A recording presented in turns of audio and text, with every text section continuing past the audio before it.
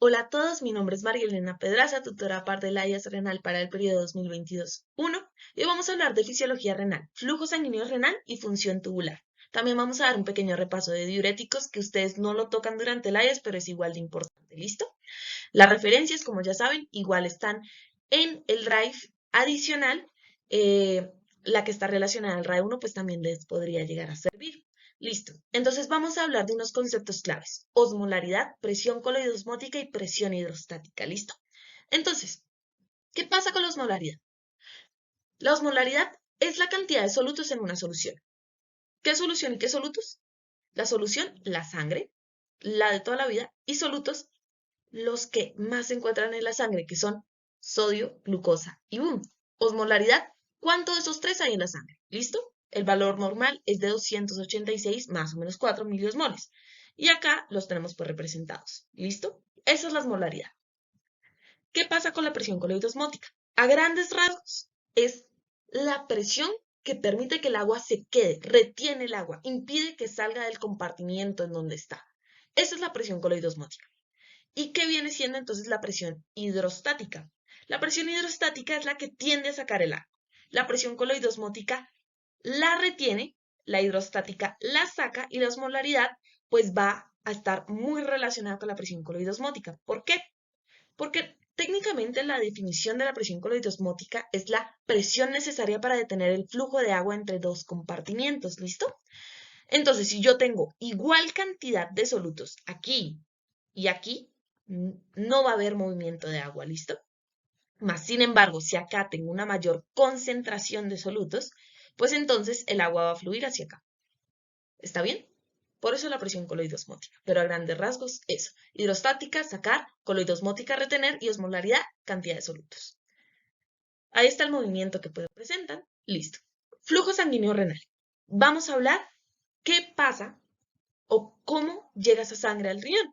Vemos que el gasto cardíaco vamos a darle a nuestro riñón aproximadamente un 20%, eso es bastante, y la mayoría va a llegar a la corteza.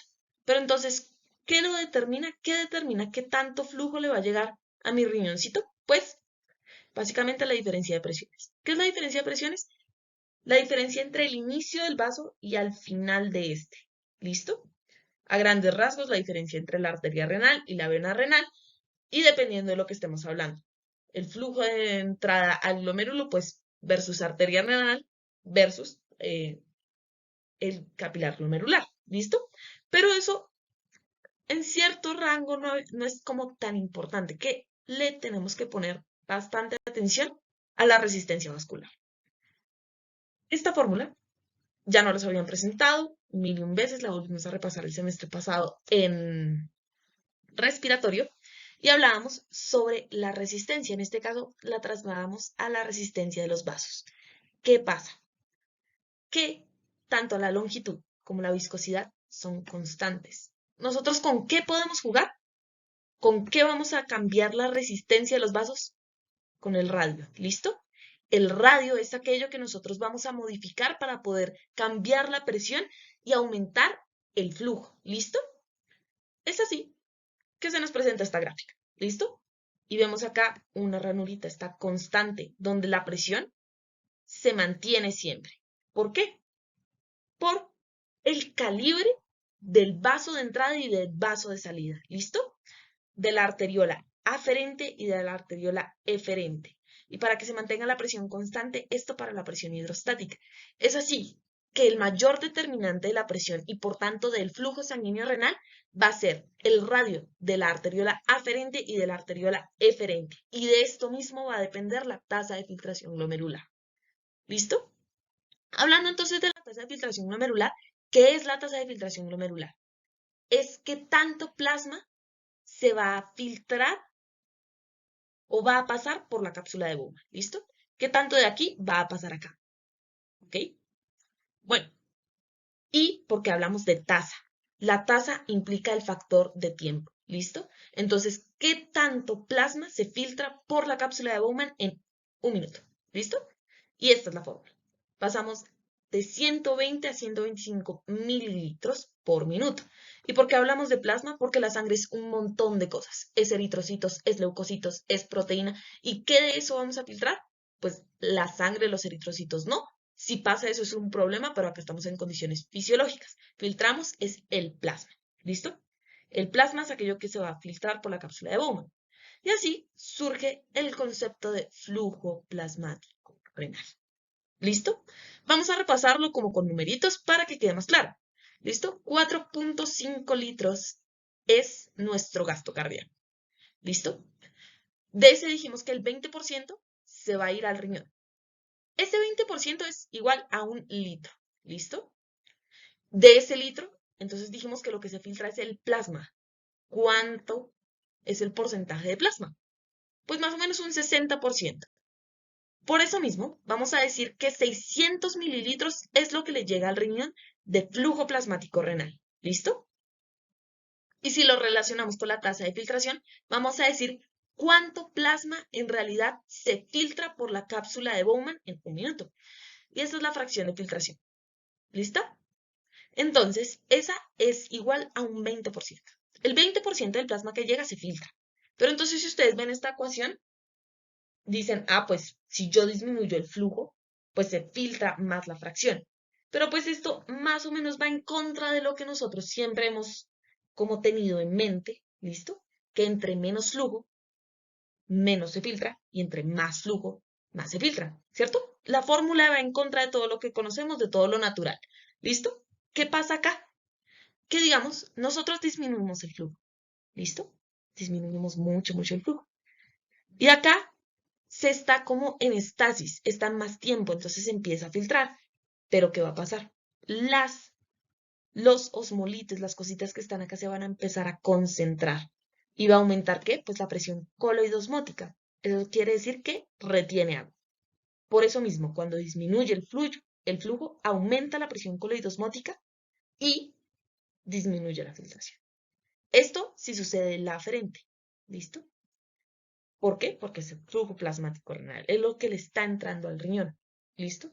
Ya vamos a ver que con la deferente es ligeramente diferente. ¿Listo? Pero entonces para eso tenemos que entender los determinantes de la filtración glomerular. ¿Cuáles son los determinantes de la filtración glomerular? Pues lo podemos analizar desde nuestra fórmula. ¿Listo? Ya vamos a ver qué es esto. Pero primero me interesa la presión de filtración neta. La presión de filtración neta es cómo interactúan tanto la presión coloidosmótica como la presión hidrostática en la cápsula de Bowman y en el capilar glomerular. ¿Listo? ¿Cómo vamos a hacer? Entonces, vamos a decir que básicamente la presión coloidosmótica de la cápsula de Bowman es ínfima, es despreciable. ¿Por qué? Porque acá casi no pasan proteínas. ¿Listo? Aunque si es un poquito, podríamos despreciarla. Pero ¿cuál vamos a decir que es el mayor determinante de la filtración glomerular? La presión hidrostática del capilar. ¿Listo? La cantidad de agua que está acá. Y esto va a hacer que todo se filtre. La presión coloidosmótica, como dijimos, va a estar acá por la cantidad de proteínas. Si se disminuye mucho la cantidad de agua, pues esta va a aumentar. Pero la idea es que el mayor determinante de la filtración glomerular es la presión hidrostática glomerular. Eso de aquí a la vida, importantísimo. ¿Está bien? Bueno, entonces, ¿qué fuerzas están en contra de la filtración? ¿Qué nos va a impedir la filtración? Pues que aumente la presión hidrostática de acá, de la cápsula de Bowman. ¿Listo? ¿Cómo podríamos hacerlo?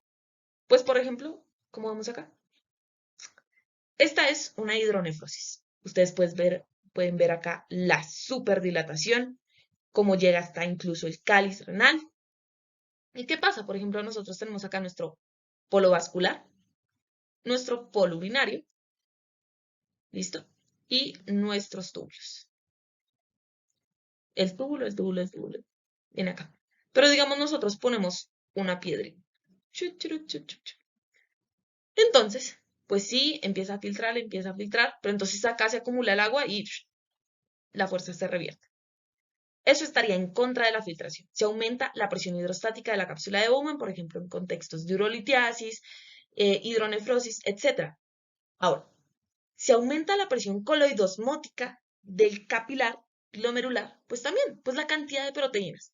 Pues son situaciones ligeramente raras. Esto, por ejemplo, es un mieloma múltiple. Las características y todo eso, pues no son tan de presentar, no son patologías como que ustedes vayan a ver toda la vida, pero puede pasar, ¿listo? Que ustedes les pregunten, si puede pasar, puede aumentar la presión coloidosmótica del capilar. Estos dos van en contra. ¿Qué va a favor? Pues la presión hidrostática del capilar, ¿listo? Que aumente acá, que haya un mayor flujo, que se dilate la arteriola aferente, que permita pasar más flujo, etc. Y por eso mismo vamos a ver la siguiente imagen. El radio es el principal determinante del flujo. ¿Listo? Como dijimos, entonces, si la arteriola aferente aumenta su contracción y disminuye su calibre, pues entonces va a llegar menos presión acá y va a haber, menos flujo sanguíneo renal y claramente va a disminuir la presión neta de filtración. Si aumenta, pues aumenta la presión hidrostática y va a favorecer el flujo sanguíneo renal. ¿Qué pasa con la eferente?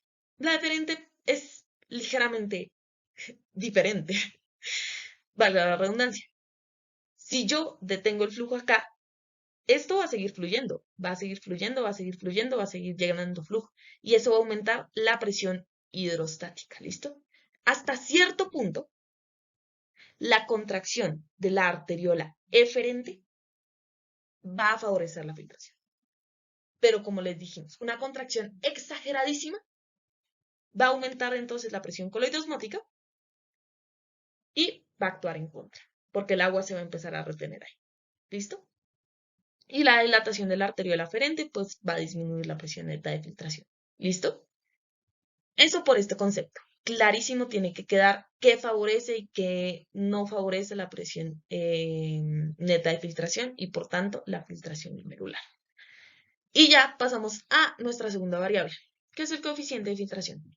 Esto mucha gente se enreda, pero básicamente es qué tan sano está el vaso. ¿Listo?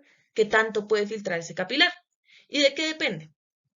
De que tenga buena conductividad hidráulica. ¿Esto qué quiere decir? Que pueda pasar chévere el agua a través de las paredes. ¿Listo? Si esto está engrosado, claramente va a pasar muchísimo más difícil. Y es entonces que un aumento de la membrana basal glomerular nos puede afectar la filtración.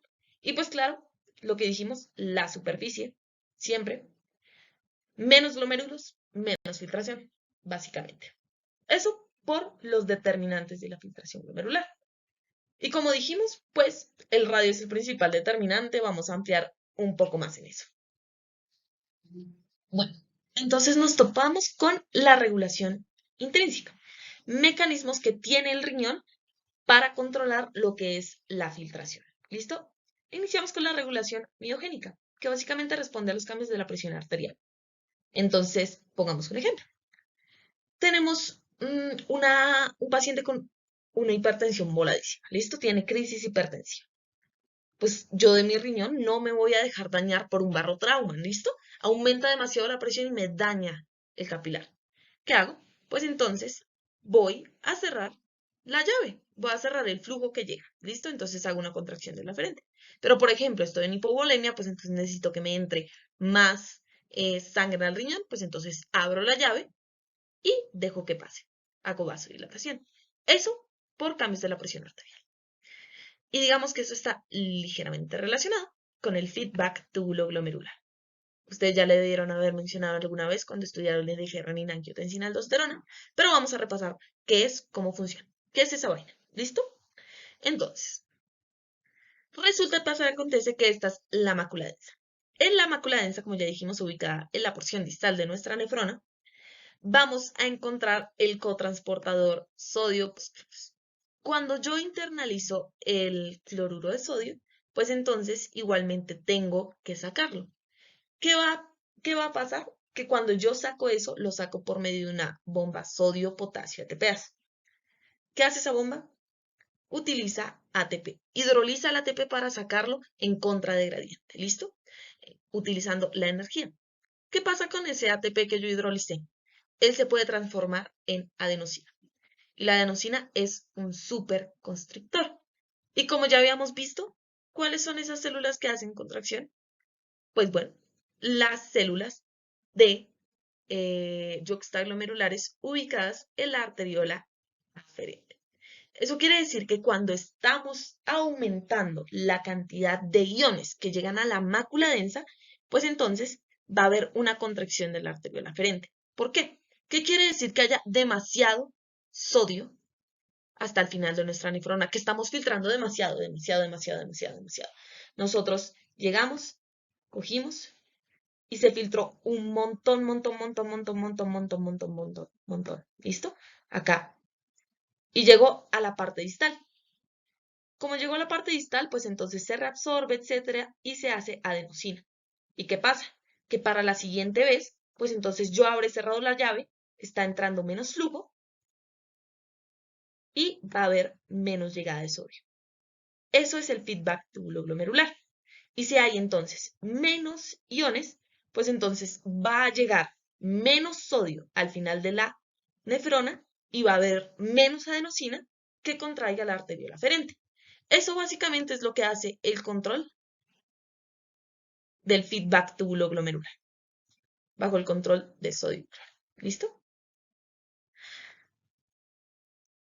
Lo anterior fue regulación intrínseca, que se queda en el riñón. Tanto el sistema miogénico como el feedback tubulo-glomerular, eso es dentro del riñón. Vamos a ver qué sucede un poquito fuera, entre comillas, del riñón. ¿Listo? Lo que es una regulación como endocrina, ¿listo? Por sustancias, básicamente, y una regulación, pues, simpática, más nerviosa. Entonces, iniciando por lo simpático, vamos a decir que la activación de todo el sistema simpático hace una contracción arteriolar y nuestro riñón no se salva. Eso quiere decir que la aferente básicamente va a cerrar el filtro y no va a impedir la filtración. Y esto básicamente hace que perdamos como menos agua y la idea es aumentar la tensión arterial. ¿Listo? Aquí, pues, en su contraparte tenemos lo que es la noradrenalina y adrenalina que actúan precisamente como simpático-miméticos, tratando de reducir la filtración glomerular. La endotelina, que es un vasoconstrictor súper potente, va a actuar también en la arteriola aferente, evitando así, pues, un aumento de la tasa de filtración glomerular. Eso quiere decir que la va a disminuir. ¿Y qué pasa con la angiotensina 2? La angiotensina 2 tiene la particularidad que va a actuar en la arteriola eferente. ¿Por qué? Porque el sistema renina-angiotensina-aldosterona, cuando dijimos que se activa y cuando tenemos en nuestra mente en estados de hipotensión. ¿Listo? En estados de hipotensión se activa todo el eje. Y la idea es que técnicamente, por más de que nosotros dilatemos pues la arteriola aferente, no va a entrar tanto flujo porque no hay tanta sangre, estamos en estado de hipotensión. ¿Eso qué quiere decir? Que el cuerpo va a hacer que se contraiga la arteriola aferente y aumente la presión hidrostática. ¿Listo? Tratando de conservar nuestra tasa de filtración glomerular. Por eso quiere decir que impide que se caiga la tasa de filtración en estados de hipovolemia.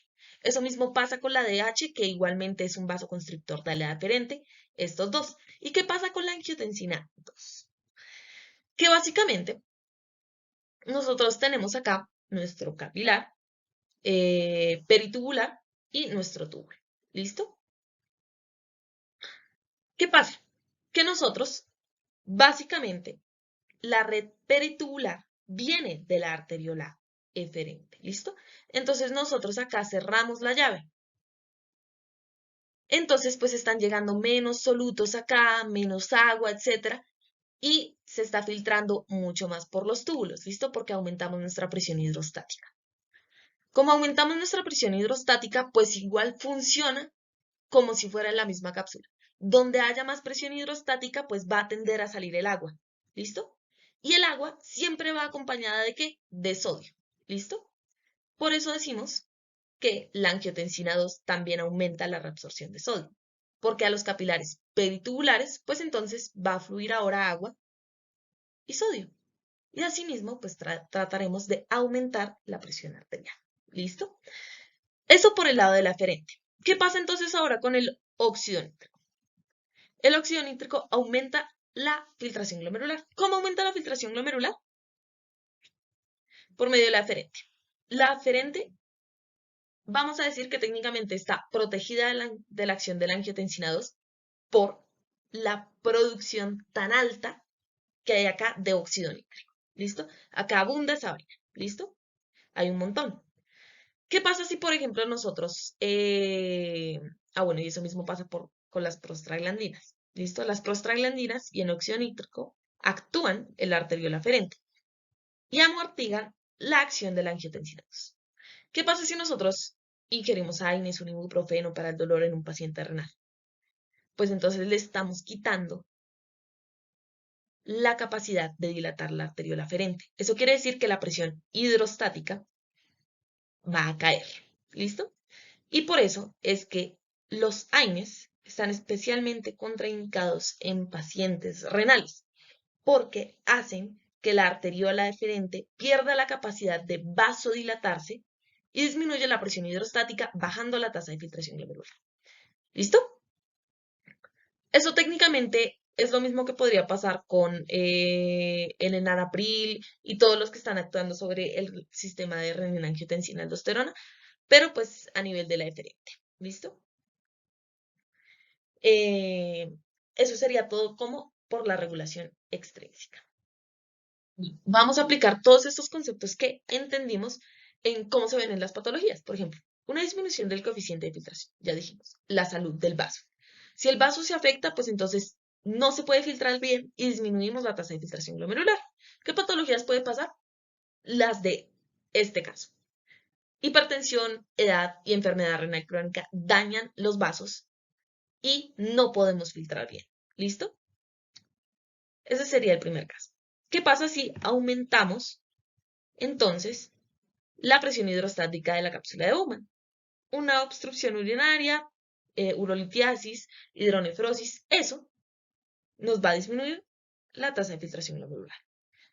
Un aumento de la presión oncótica glomerular, que aumente las proteínas de la sangre, hiperparaproteinemias, mieloma múltiple, lupus, artritis, etc. El aumento de las proteínas aumenta la presión oncótica glomerular, disminución de la tasa de filtración. Una disminución de la presión hidrostática del capilar, todas esas condiciones en donde nos disminuye la presión arterial, sepsis, hipotensión, hemorragias, etc. Todo eso va a disminuir la presión hidrostática del capilar y nos va a disminuir la tasa de filtración glomerular. ¿Qué pasa con la angiotensina 2? La angiotensina 2 entonces va a aumentar la resistencia de la arteriola aferente. Esto quiere decir que contrae la arteriola aferente, aumentando la presión hidrostática del capilar.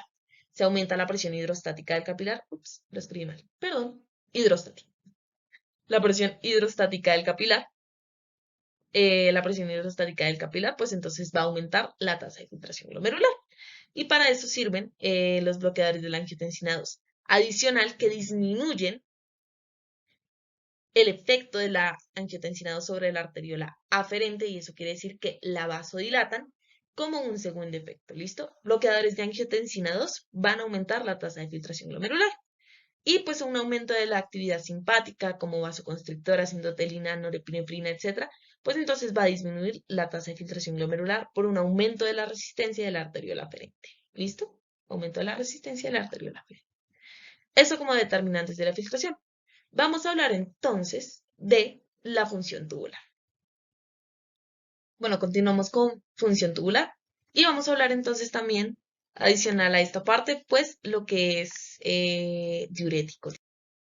Entonces, tenemos 4 funciones básicas del riñón. El riñón filtra, reabsorbe, secreta y excreta. Entonces, lo que filtra, lo que pasa de la cápsula de Bowman, que pasó a los túbulos, hizo así.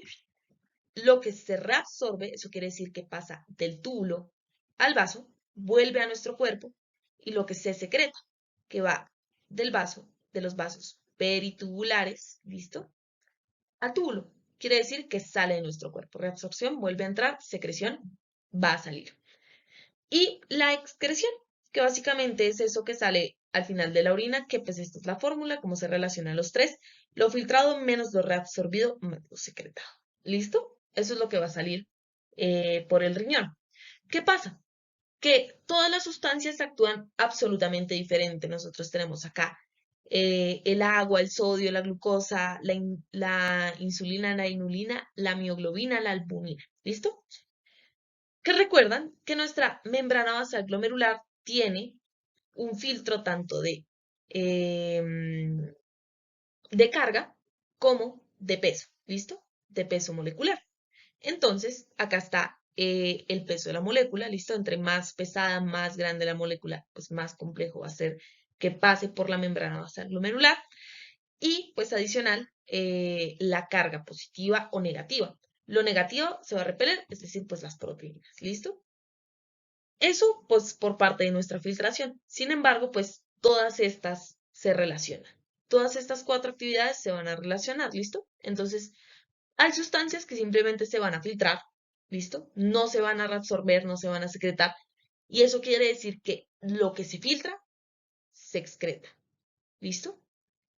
Y esto es muy bueno, por ejemplo, de acá sale la creatinina. La creatinina sí, aunque en una porción se secreta, se vuelve a secretar, sale del vaso, ¿listo? En su mayoría este porcentaje es muy poco, ¿cierto? Entonces, ¿eso para qué nos ayuda? Para medir la tasa de filtración glomerular, ¿listo? No va a haber un sesgo, ¿listo? Porque lo mismo que se filtra se va a excretar. Y eso nos va a hablar, pues, de la función de los capilares y de como tal el glomérulo, ¿listo? Por eso usamos la creatinina. ¿Qué pasa? Que también hay filtración y reabsorción parcial.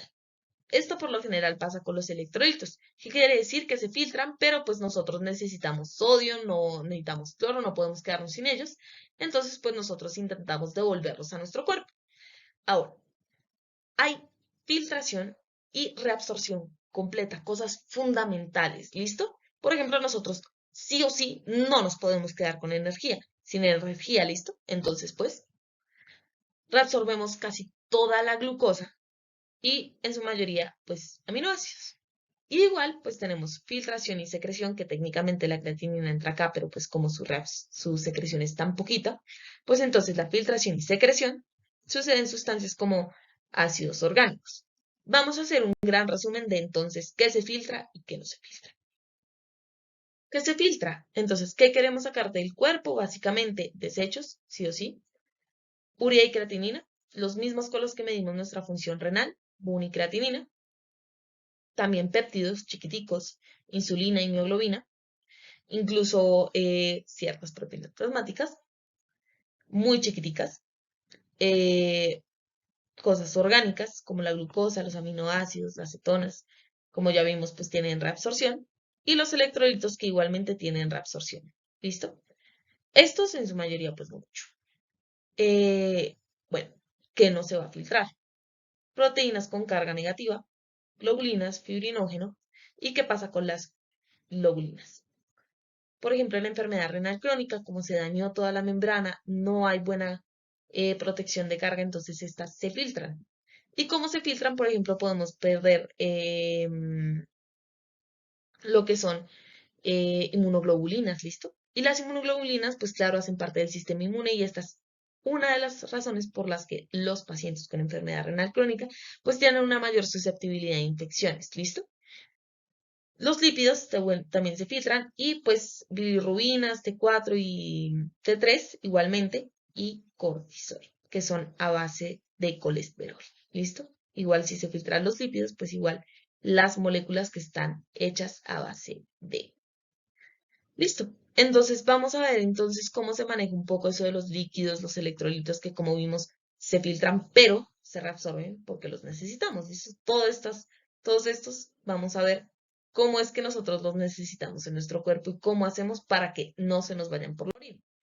Entonces vamos a iniciar con lo que es el transporte tubular, en su mayoría lo que es el agua y el sodio. ¿Listo? Entonces en el túbulo proximal, este es nuestro rey de la reabsorción. Acá se va a reabsorber todo lo que ustedes quieran, los aminoácidos, la glucosa, la mayor porción del sodio. ¿Listo? Túbulo proximal, el rey de la reabsorción. Asa descendente de Helle es permeable al agua. ¿Eso qué quiere decir? Que entonces aquí es donde vamos a reabsorber, reabsorber, reabsorber el agua. ¿Y qué pasa? Que como dijimos, si sacamos mucho el agua, entonces se va a concentrar todo lo que tenemos acá, todo lo que tenemos acá, todo lo que tenemos acá, todo lo que tenemos acá, y vamos a aumentar la presión coloidosmótica de acá. Entonces decimos, uy, pucha, nos quedamos con muchos, muchos, muchos solutos. Y es aquí donde vamos a aprovechar para reabsorberlos, el enlace ascendente de Helle. Esto está básicamente relacionado con el sistema contracorriente, que ya vamos a ver en otra tutoría, pero básicamente es eso. Básicamente acá sacamos el agua y acá sacamos los solutos. En el túbulo distal va a ser dependiente de hormonas, como ya sabemos, pues la ADH, la angiotensina, van a determinar qué podemos llegar a filtrar por básicamente las acuaporinas. ¿Listo? Entonces vamos a analizar entonces, bueno, nuestros diuréticos. Como ya hablamos, pues los diuréticos, como dice su nombre, aumentan la diuresis, aumentan la excreción sí, la excreción de agua. ¿Cómo lo hacen la mayoría? Disminuyendo la reabsorción de sodio. ¿Listo? El sodio va con su mejor amigo el agua, entonces si yo decido sacar sodio, saco agua. Así básicamente funciona la mayoría de diuréticos. Vamos a analizar cada grupito que tenemos acá, iniciando desde el más proximal con los inhibidores de la anhidrasa carbónica. Los inhibidores de la anhidrasa carbónica, el más representativo, pues la acetazolamida. ¿Y qué pasa? En el túbulo contorneado proximal se resuelve hasta el 65% del sodio. ¿Listo? Este está asociado a un hidrógeno. ¿Qué pasa? ¿De dónde sacamos ese hidrógeno? Por la actividad de la anhidrasa carbónica desde la fórmula que ya todos conocemos con dióxido de carbono y agua. ¿Listo? ¿Qué pasa si no podemos obtener este hidrógeno? Pues igualmente no podemos hacer la reabsorción de sodio y así se bloquea pues todo el sistema. ¿Listo? No se usan tanto en edema cardíaco o en edema pues por enfermedad renal crónica, nada de eso, pero pues sí tiene cada uno sus contextos clínicos. También tenemos pues, ahora continuamos hacia abajo con nuestra nefrona y eso quiere decir que estamos acá reabsorbiendo agua. Reabsorbemos agua, reabsorbemos agua, reabsorbemos agua y se van acumulando poco a poco los solutos, ¿listo? Hasta que llegan a la porción ascendente de la sal de Helen. Acá lo ideal sería absorber toda la cantidad de solutos que concentramos, más sin embargo, si ponemos nuestros famosos diuréticos de asa, pues entonces vamos a evitar todo este proceso. Acá entra lo que es la furosemida, evitando hasta un 25% de la reabsorción de sodio. ¿Listo? Tenemos este cotransportador que ustedes ya deben conocer. Este lo bloquea el sodio-potasio 2 cloros. Y acá me gustaría hacer como un énfasis en lo que es esta reabsorción paracelular de magnesio, calcio y sodio. ¿Qué pasa con esto? Como vamos acá, pues nosotros ya entramos potasio, ¿listo? Sin embargo, estamos sacando potasio asociado a la entrada de cloro, ¿listo? ¿Esto qué pasa? Crea un gradiente del que nosotros nos podemos aprovechar. ¿Listo? Estamos entrando más cargas negativas. Eso quiere decir que para compensarlo técnicamente estamos entrando cargas positivas. Esto es ligeramente más complejo, tiene varios nombres, tiene patologías asociadas, el síndrome de Bartel, que son causas de alcalosis metabólica, pero pues la idea es que no se lo aprendan. La idea simplemente es que tengan en cuenta de que esta reabsorción de estos electrolitos y pues está sucediendo acá, de magnesio, calcio y sodio. Y si nosotros inhibimos la actividad de este cotransportador sodio-potasio, 2 cloros, pues entonces se va a ver afectada esta reabsorción y es así que podemos ver, por ejemplo, uno de los efectos adversos, que es pues la hipocalcemia, ¿listo? Para los diuréticos de asa. ¿Qué pasa con el túbulo contorneado distal? Nosotros vamos a hablar de nuestras tiacidas. Las tiacidas, pues la hidroclorotiacida y la clorotiacida, que pues ya conocemos todos. Esto va a bloquear el transportador, pues asociado al feedback túbulo glomerular.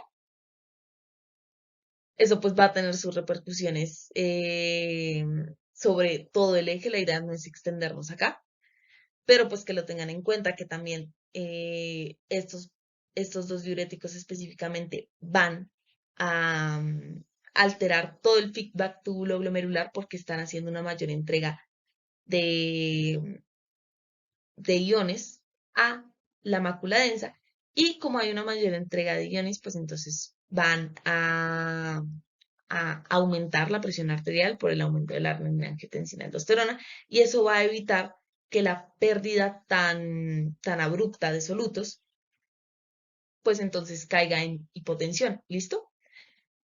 Eso evita, como digamos, que la furosemida tenga ese efecto adverso sobre la tensión arterial, básicamente, porque vuelve y activa el sistema de feedback túbulo glomerular. Y evita la caída de la tensión arterial. ¿Listo? Nos movemos entonces a lo que es el túbulo contorneado distal, donde vamos a ver nuestros ahorradores de potasio. Vamos a bloquear toda la actividad de la aldosterona, básicamente con los mineralocorticoides, con la espironolactona. Y pues eso nos va a causar igualmente que no se excrete el sodio y por eso vamos a ver que estos son nuestros ahorradores de potasio, ya que estamos interfiriendo en este canal sodio-potasio. Nos bajamos hacia los daptanes, que básicamente son como los análogos de la ADH, que se utilizan en contextos de síndrome de secreción inadecuada de ADH. No son tan importantes en estos contextos, pero la idea es que los tengan en cuenta, que también actúan pues, como diuréticos. ¿Listo? Bueno, este cuadrito resume básicamente lo que son todos los diuréticos, en especial pues sus efectos adversos, que es a donde ustedes tienen que apuntar para identificar qué diurético toma cada paciente, ¿listo? Porque a ustedes les llega un paciente, digamos, con hiponatremia y ustedes pues no saben qué diurético toma, si es un diurético de asa, si es una tiacida, etcétera, pues entonces podrían diferenciarlo por los efectos adversos que van a producir. Analizándolo un poco, pues tenemos los diuréticos osmóticos, podemos sacarlos como de el partido porque se utilizan para otras cosas, no tienen como tal una acción renal porque estos aumentan la osmolaridad de la sangre y actúan por otro tipo de mecanismos, ¿listo? Y pues su mecanismo es de una hiponatremia por dilución y el principal pues representante pues es el manitol. Tenemos el contorneado proximal, en donde actúan nuestros inhibidores de la anidrasa. Su principal pues efecto adverso es la acidosis metabólica y hacen tolerancia. No podemos estarles dando acetazolamida todo el tiempo, ¿listo? Porque dejaría de funcionar. Y pues nuestros dos grandes grupos, los más importantes, aquellos que causan hipocalemia y los que causan hipercalemia. Los que causan hipocalemia tenemos nuestros diuréticos de asa que actúan en la rama ascendente y ya hacia el contorneado distal tenemos nuestras tiacidas. Recordar que ambos terminan causando hipocalemia,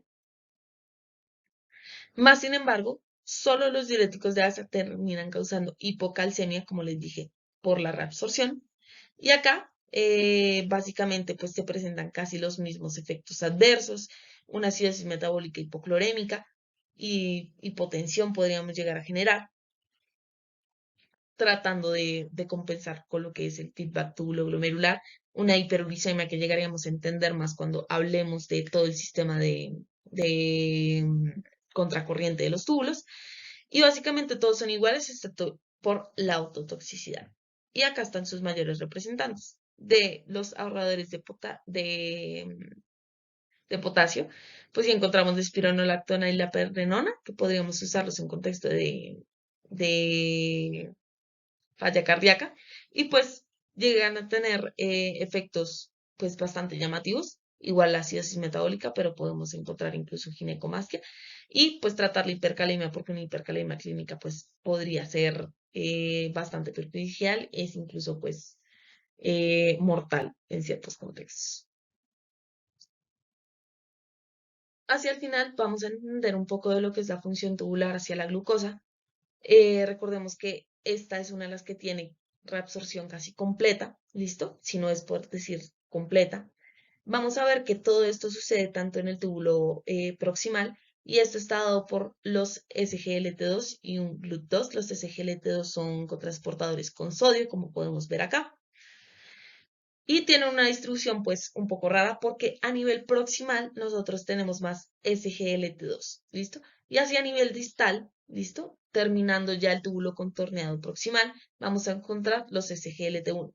Pero pues igualmente los SGLT2 tienen mayor prevalencia, incluso este es el eje a bloquear en falla cardíaca, también en diabetes mellitus, pues absorben aproximadamente el 90% de la glucosa. ¿Qué pasa con ellos? Que, como todos los transportadores, son saturables, ¿listo? Entonces llegan a un punto. No es como la difusión facilitada que simplemente es por la concentración, sino que llegan a un punto en donde no pueden, por más que quieran, por más concentrado que esté el soluto, no va a avanzar de ahí. Ese es el transporte máximo, hasta ahí llegó. Pero hay que diferenciar el transporte máximo de los túbulos de los transportadores de la glucosa versus el umbral de glucosa. El umbral de glucosa es 180. ¿Y qué pasa con el umbral de glucosa? Es cuando nosotros empezamos a ver orina con glucosa. ¿Listo? Glucosuria. Desde 180, pues entonces, si el transporte máximo no se ha alcanzado, podríamos llegar a reabsorber muchísimo más, pero entonces la carga de glucosa es tan grande que empezamos a ver cómo el transportador igual se queda como cortico, ¿listo? Entonces una cosa es el transporte máximo, que el transportador se satura, y otra cosa es el umbral de glucosa que se alcanza a los 180, y en ese momento empezamos a ver glucosuria, ¿listo? Como vemos acá también están asociados los aminoácidos, vamos a ver un poquito sobre eso y que son las reabsorción de proteínas. De proteínas, vemos que los aminoácidos pues también se reabsorben en base a un intercambio con hidrogeniones y con sodio. No son tan específicos como el SGLT2 o los transportadores de sodio ni nada de eso. Son para varios, funcionan para aminoácidos neutros, que para este tipo, que para este otro. Fácilmente un transportador podría funcionar para 3 tipos de aminoácidos, ¿listo? Entonces son bastante, por decirlo así, fáciles, no tienen una especificidad muy grande, ¿listo? Lo que pasa es que igualmente el sistema se satura mucho más que la glucosa, entonces vamos a ver más aminoácidos en la orina, y eso por parte de los aminoácidos. ¿Qué pasa con los oligopéptidos? Tienen sus propios cotransportadores, los que son chiquiticos, pero las proteínas ya va a cambiar la cosa. Las proteínas tienen que hacer una endocitosis para poder entrar, las poquitas que se cuelan. Entonces ellos se unen a la membrana apical por la megalina y la cubilina y van a hacer la endocitosis, van a fijar la vesícula con clatrina y esa va a ir a los lisosomas, va a hacer todo lo que es como la degradación de las proteínas, va a devolverse hacia lo que es la luz de los túbulos y podría ser pues ya la excreción como partículas diluidas, como vimos pues sucede en los lisosomas, que básicamente es para la ruptura de los péptidos, y se vuelve a el espacio intersticial por intercambiadores de aminoácidos libres. La idea es que rompimos toda nuestra proteína, la metimos en una vesícula, la rompimos y la reabsorbimos. Eso básicamente es lo que va a pasar ahí. Y hablar de que cuando nosotros hacemos una mayor filtración, pues entonces va a haber más agua acá, y la idea es que como está más concentrado, pues igualmente va a haber una mayor secreción. ¿Listo? Y eso sería todo como pues por parte de las proteínas. ¿Qué pasa? Que también tenemos cationes y aniones, que ya vamos a ver. Entonces hablamos como de los productos de desecho, podríamos llegar a desechar lo que es potasio, hidrogeniones, urea, creatinina, hormonas y fármacos. Y la idea es que básicamente lo que más importa acá es deshacernos de la urea, porque pues básicamente es tóxica para el cuerpo, y esta se termina deshaciendo por forma de la glutamina. Este sigue todo el camino hasta convertirse en alfa-ketoglutarato, y el alfa-ketoglutarato es bastante importante porque además de ayudar a la eliminación eh, de lo que es la urea y la creatinina, vamos también a unir del amonio, vamos también con ellos a sacar lo que son los aniones. Los aniones se van a sacar por eh, una asociación, vamos a reabsorberlos con lo que es el alfa-ketoglutarato. El alfa-ketoglutarato es el que va a ayudarnos a poder sacar esos cationes. ¿Listo? ¿Qué pasa? Que la secreción va a estar dada por los transportadores OAT 1, 2, 3 y 4, y la reabsorción va a ser por OAT4. ¿Listo? Simplemente la reabsorción está también asociada al alfa-ketoglutarato, y lo mismo la secreción. Por eso, lo que es el mecanismo del buffer del amonio está bastante relacionado también con un déficit de aniones y cationes. Los cationes sí tienen sus propios canales, no son tan importantes. La idea es que simplemente tener en cuenta la dopamina, la adrenalina y la la histamina, y tener lo mismo. Lo que es la reabsorción se va a dar por el MDR1 y lo que es la secreción por el OCT2. Listo. Eso es básicamente lo que tienen que saber. Volveremos a repasar como este tema un poquito para el RAE 1 de la enfermedad glomerular, pero pues no es bastante extenso. Listo. Eso fue todo. Yo sé que es una tutoría larga, es bastante pesada, son conceptos bien como abstractos, muy como sueltos, bastante difíciles de manejar, pero la idea es que se aprendan como para el parcial, no tanto enfocándolo por ahí, pero sí un poco como para la vida. Lo que es la reabsorción de glucosa, cuáles funcionan los SGLT2 con el 90%, lo que es el feedback túbulo glomerular, los diuréticos simplemente un repaso, les voy a enviar el cuadrito también al grupo, y ya para el final, pues bien la regulación de lo que es el eje renina-angiotensina-aldosterona sobre la eferente y lo que pasa con la arteriola aferente debido a la noradrenalina, la endotelina, al uso de AINES y pues todo lo que es la regulación del flujo sanguíneo renal. Eso es todo, muchachos. Una disculpa por lo largo y por lo tarde. Un beso y un abrazo.